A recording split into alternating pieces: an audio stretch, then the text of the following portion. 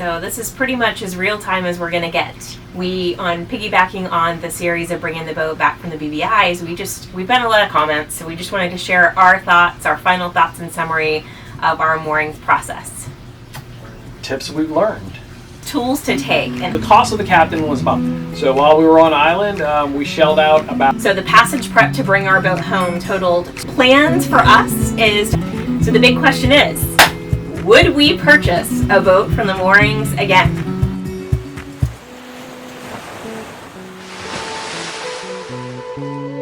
And we'll go ahead and get started with tips we've learned in this whole amazing process. So it's start early. It's a long process. Like we had a specific, we wanted a 45, not a 44, and those phase out at certain times. So just be cognizant of that. And then the wait list, everyone had their down payments in a year before those boats were going to be phased out. So just know that going into it, that don't wait for your timeline to hit. Start doing it a good 1 to 2, maybe years sooner. So the next thing is flexibility. And I don't mean how limber you are, I mean how long can you wait for your boat. You need to be flexible in all the timelines, with your time frames. It's a long process and there are going to be hiccups along the way. Right. And flexible, I mean like we sold our house in June. We moved into an apartment thinking it was going to be 3 months, and it was almost an entire year that we were in that apartment. So just have some flexibility when you're starting this process. Absolutely. Okay. So next is have a broker in mind. With the moorings, you have to use their brokerage. You can't use your own broker. You can't call Michelle or somebody else and say, hey, I got this boat I really want, and they're just going to tell you I can't help you. You have to go to the moorings.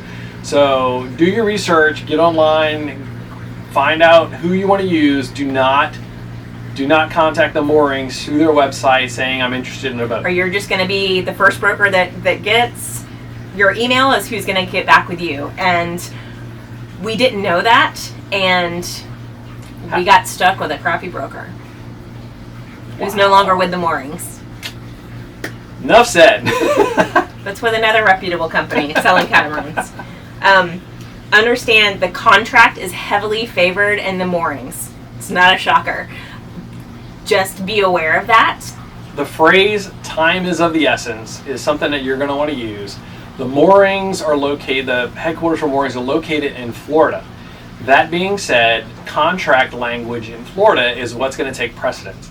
And in Florida, when you say time is of the essence, that means that contract has a hard date that it needs to be executed by.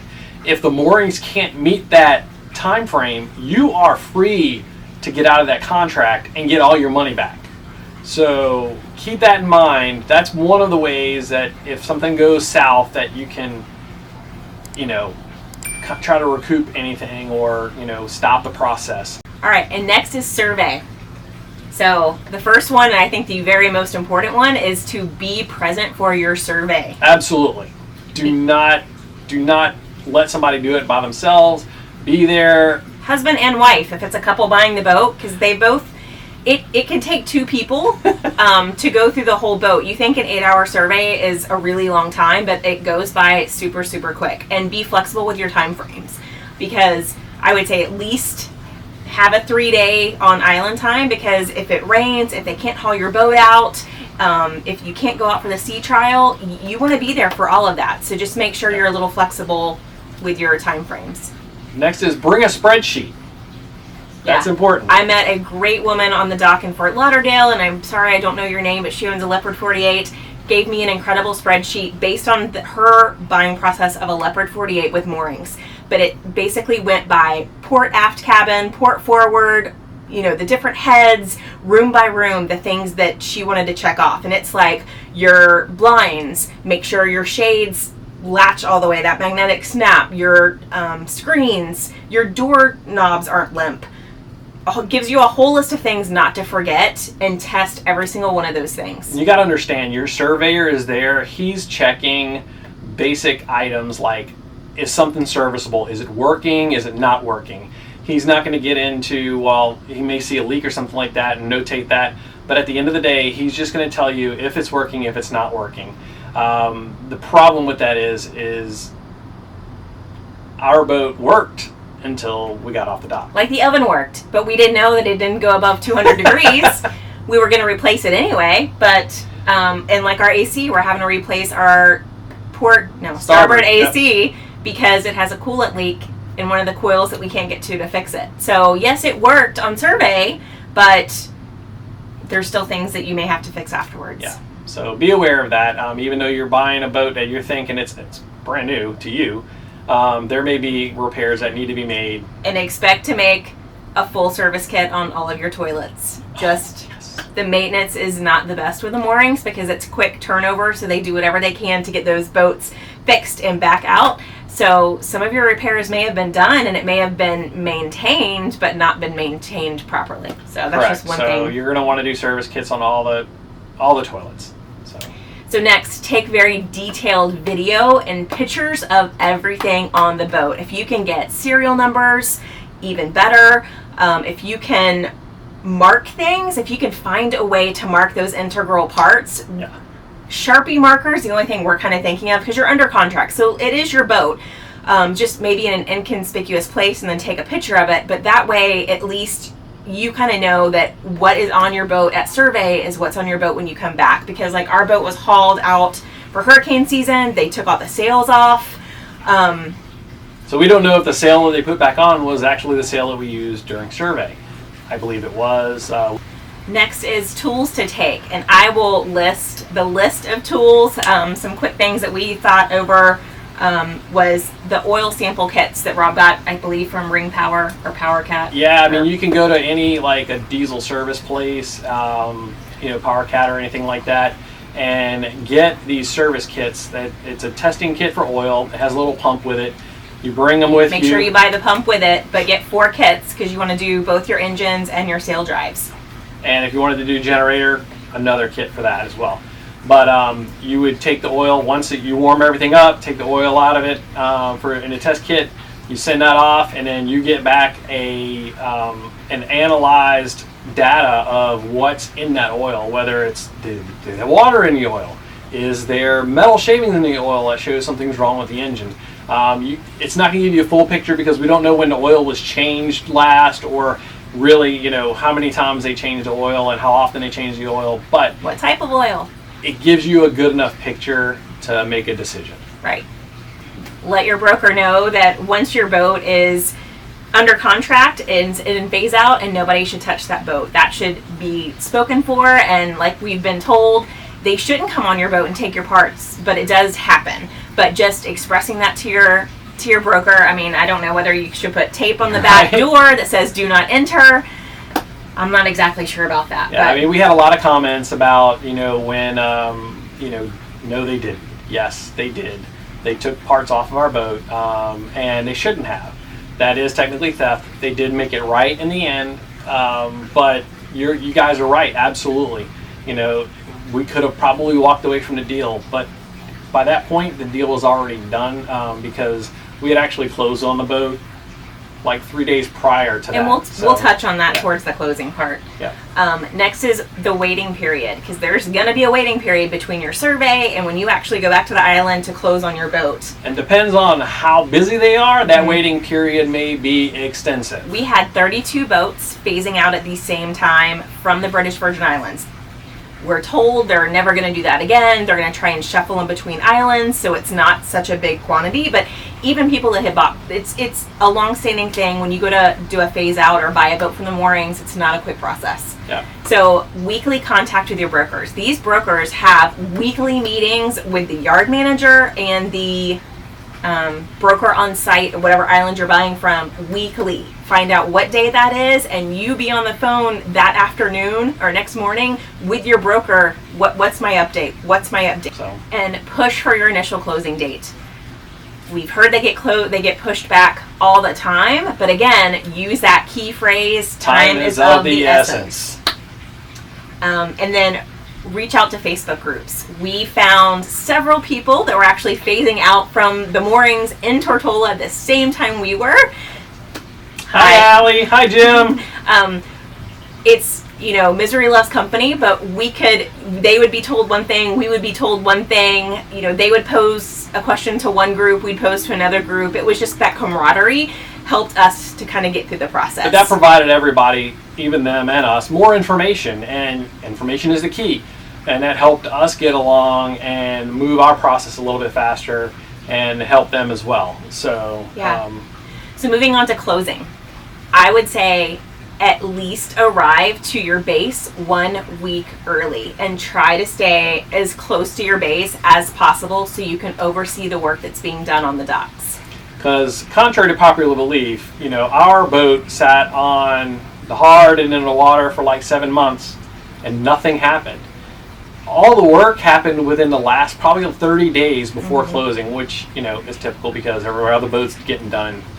But when you're there, things seem to get done a lot faster. Really and quick. And alcohol, beer, water makes a lot of friends and can incentivize people. So we had the very last minute, our front stereo was not working, and magically those controls got put in within an hour before they moved the boat from Tortola to St. Thomas. Yep. So I would strongly suggest, and he said 90 days. I think everyone who is phasing out of the moorings, I don't care if it's been 30 days, have a survey done prior to your arrival on the island. We had a compliance survey, so Mike Hurst went out and checked that those items on our CAOB were completed, but he didn't do a once-over of the whole boat. Had he done, we would have learned that solar charge controller was missing before we actually closed on the boat. So I would say spend the $1,200 or whatever it is and just have a complete survey done right before closing. Yep.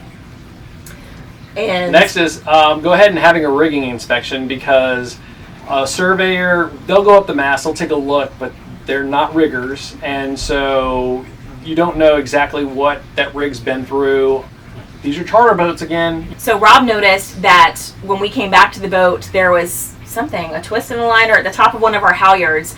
We ended up having a rigging inspection done the day before closing. It was only like $250, but he pointed out a couple of things. We had a couple new lines the day of closing that were replaced. So especially if you're going to sail your boat right after closing, make sure your rig is and one thing was good was they did find some corrosion on some of the stays up top when they did the initial inspection and survey, and so the guy that came out, Wickham's, he was actually the one that actually replaced those stays, and he told us that they were replaced just like they were said, and so we really felt confident with having them come back and do the rigging inspection for us. Yep. Okay. So another thing is count all the items on board. It seems really petty, but your cups, your knives, I didn't carry any of that down to Tortola. So when we sold it back to Florida, I was incredibly thankful to have the pots and pans. Okay, whatever. We used them to come back to Florida. We now gave them to college students and stuff. But count your cups, your forks, your knives, your towels, all that kind of stuff, because it's they won't set the boat up for you like charter. You'll set your own charter up, but at least that stuff's on board so you can get home. Yep, absolutely. When you arrive on island for your closing, the first thing I would do is jump on board and make a punch list item, because just because it wasn't in that COV doesn't mean it's too late to get it done. We found when we jumped on board, lift all your blinds. These Leopard 45s are known to have delamination of the windows. Yep. Is that right? The windows delaminate. But in Davis's cabin, I lifted the blinds and I pushed on the corner and my stomach just sunk because there was a corner that was pressing out and I knew that needed to be fixed. And when we I was afraid to tell Rob because I was like, crap, this is going to delay our closing. But, our yard manager. Robert? No. Yes. But the broker, he wanted to make it right. He knew we were going to be sailing 1,300 nautical miles home, and he felt like that was a safety issue. So he wanted to take care of us. So that's where some of the things came about, where he was able to work with our strict timelines. And I would say try not to have a strict timeline with your closing. I had to because I was still working at the time, and I had to be back to work. I only had 16 days off for the whole year. So we had... With the closing, we knew we had to have 3 days with the captain, and we knew it was going to take us 10 to 11 days to get home. That was And it was just happenstance that the guys from Leopard, from Robinson and Kane, were actually on island, and they could actually work on our windows while we took out a separate charter to do our training on. And luckily there was a 45-foot boat available for us to go. So we're very thankful for the Moorings that they catered to us and helped keep us on that timeline. Absolutely. Be prepared for closing. So we had to close in the U.S. due to having U.S. financing and a U.S. flagged vessel, and there's some things with Tortola government and taxes, I don't know, but just be prepared before you leave the U.S. or wherever you're coming from. What is closing entailed? Are you going to have your documents? Do you have to find somewhere to have your documents printed? Do you have to find a notary? What holiday is it in St. Thomas? Is Carnival going on? Everything was closed. And then have backups, because when we were on page, 30, we were at the mail stop we were at, her printer stopped working. So thank the Lord that there was somebody we were like, can you call a friend? Can you go home? But the person upstairs in the office above was able to print the rest of our documents, and then she was able to notarize them. But again, know these things to help lessen your stress. Insurance. Hugo with Hanham Insurance helped us obtain our insurance. It was so easy. We're so thankful for him. And another thing is with all the storms and everything, and all these new people buying boats, the insurance companies are now requiring 50 hours of instructional time on your boat with a captain to know that you are capable and competent to sail or make that vessel move. So as stressful as that was, I would do it again in a heartbeat, because that time with that captain was invaluable. However, know that if your name, husband and wife, or whoever, are on an insurance policy, you both have to be signed off by that captain. So just make sure the weaker person knows how to dock. I don't think you're going to be prepared to dock a 45-foot boat, but just know, study up your sails, your rigging, names of things, and be prepared when you get down there. You're going to have to do it all by yourself. With the encouragement of your spouse. Yeah. And then, the captain can also point out things on your boat that you didn't know. So try to do it on your own boat. We would have loved to have done it on our boat, but they were still working on it. But we did it on a year newer 45, but he still pointed out things like, I would rig this differently, or I would do this. That's invaluable. Yeah. And people are like, did y'all not have sailing experience? Yes, we had sailing experience. We've actually owned 3 other sailboats besides this one here. All preparing for this, because we knew we were going to have a vessel of, no, we couldn't have afforded up to a 45-foot catamaran, but we had a 36-foot monohull that we sailed all around Florida to the Bahamas. So yes, we had a sailing resume with offshore experience, but still, due to all the losses, it's kind of standard of the insurance industry to require that captain. It is. The cost of our captain? So the cost of the captain was about $350 a day, and plus provisioning for food and everything, and if we go out to eat or something like that while we're on board. So plus food and tip. Yep. And just know that you're going to be making the food, or either you're going to take them to dinner every night. Back to the insurance real quick. Our insurance, we pay for the whole year up front, but that policy let us go from move the boat all the way up here. We can sail the eastern seaboard of the U.S., the Gulf of Mexico, the Caribbean Sea, and the Bahamas and the Caribbean for the whole year. And that includes hurricane season, but we have to stay north of the Tropic of Cancer, which is around Cuba.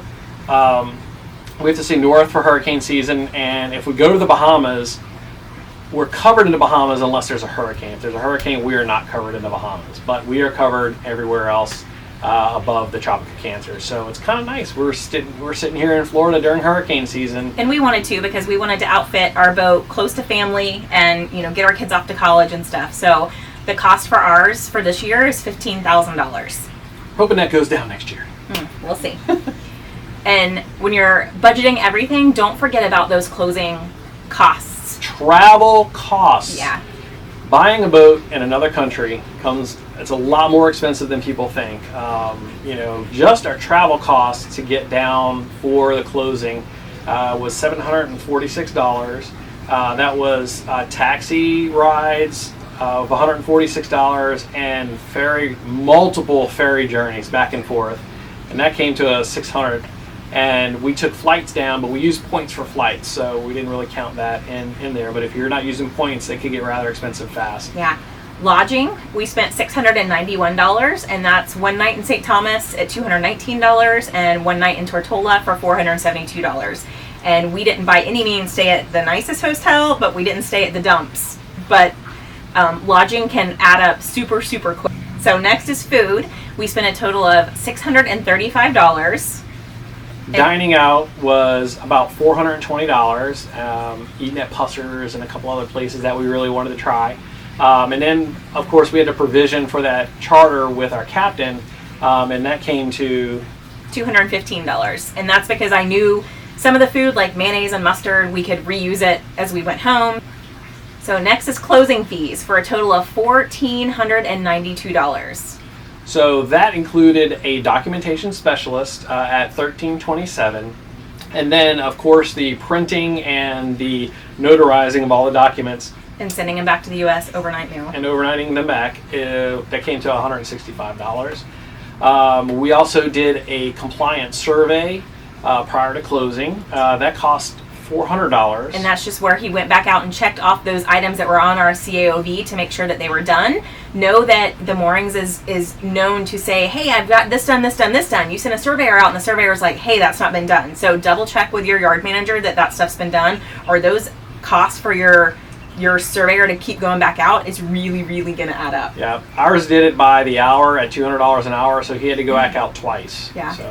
So the passage prep to bring our boat home totaled $2,891, and that is provisions for 12 days at sea was $585. We had a rigging inspection done for $275. Spare parts of $869. We had an AIS that we brought with us that we had to get a Raymarine tech to install it because the company we bought it from, for some reason, did not pre-program it. So we had to have somebody out there to program it, and thank God that the Raymarine tech was available and was able to get out to our boat and install it within about 2.5 hours. So that was awesome. That was a miracle. And that was $462. And then fuel in the Turks and Caicos that we stopped because we had no wind on that entire passage home, which we knew, but Bill and I had to get home for work, was $700 that Bill and Carrie graciously paid for. So thank you for that, guys. Yeah. So basically, we spent $7,455 to close on the boat and to bring her back to Florida. So I would suggest to you that when you're planning everything, plan on your boat costing about $10,000 more than you thought it was going to cost if you're going to go get it outside of the country. Yeah, especially if you're going to bring a captain, because originally we had planned on flying a captain from the U.S. down, and then they would sail up with us. Well, you're going to pay a captain for 3 weeks. That's a lot of stinking money. So just know that. Yep. So the big question is, would we purchase a boat from the Moorings again? No. Probably not. Shannon would not purchase one from the Moorings again, and that is because the stress of just that whole process, the stress of the past 10 weeks trying to it is incredibly stressful to outfit a boat from an ex-charter, bare bones, to a blue water cruising catamaran that your family is going to live on full time. Now there are places that we could have probably got everything done. We should have went to Fort Lauderdale. Or St. Martin. We were going to go to St. Martin, but we wanted to outfit the boat because we had 2 kids going to college. We had Davis finishing 5th grade. We really wanted to be close to home, and we thought, it's Florida. all that timing. Had we have gotten the boat when we were supposed to get the boat, the timing would have been perfect for us to do that. But because we got the boat when we did, we had to bring it back to Florida. And unfortunately here in Florida, it's a lot of hurry up and wait. We're 6 to 8 weeks out. If you get a call back from somebody, that's a miracle. If they show up and actually do the estimate, and then you get the estimate back, that's a win. It's just, it's been trying. We've been told this is some of our darkest days, and I have shed many a tear and wanted to sell the boat, but we're going to get through it. Hopefully, plans for us is to have all this boat work completed in October or November, and then we're going to head probably to the Bahamas to do some shakedown cruise. That way we're close enough to the U.S. if we need to do anything. Come back, provision up, and then we're going to head down to Panama because we would like to do the crossing in February. February or March. We've already met with we've already met with some other sailing families that have kids around Davis's age, so hopefully we can have kid boats all together. And then hopefully in March we'll be off in the Pacific and headed over to French Polynesia. Yeah, and we want to start getting the weekly videos out. We've been told that several times. I want to. Just this adjustment from land life to boat life. It's a big adjustment. Your kid's going off to college. I'm now a teacher. I'm a homeschool mom. And all the frustration of waiting to get all this work done, it's been a heck of a lot. And this is a marathon, not a sprint. We want to put out good stuff. We were very blessed that over the 7 years, there was lots of there were some integral YouTube channels ahead of us that gave us lots of tips and valuable information. And we don't just want to put out videos. We want to put videos that we want to watch, the memories we want to watch, but also that's helpful to people too going through the same process. Yep. So we're hoping by November to get out weekly videos. And that's it. Other than we just want to say thank you to each and every person that has watched our videos. We're humbled. We love all your comments. We love commenting back to you guys. That's the best part, honestly. You know, but we're not doing YouTube to get rich. If we got a little extra money, yeah, that's nice to have in the cruising kitty. We could do some more fun things because, like I said, we have a specified amount that we'll probably go over in a future video. But when that money runs out, if we make it to Australia and we're out of money, we're selling the boat and coming home. We say we want to do this in 3 to 4 years, but the real life thing is when the money runs out, we got to come back. Yeah, so, I mean, like big purchases that we weren't expecting. We weren't expecting to replace an AC right away. But now we're replacing an AC for $5,000. Yeah. So that comes out of our cruising kitty. Yeah. So anyway, again, thank you guys for watching. Thank you so much. We'll see you either next week or in 2 weeks. Bye-bye. Bye.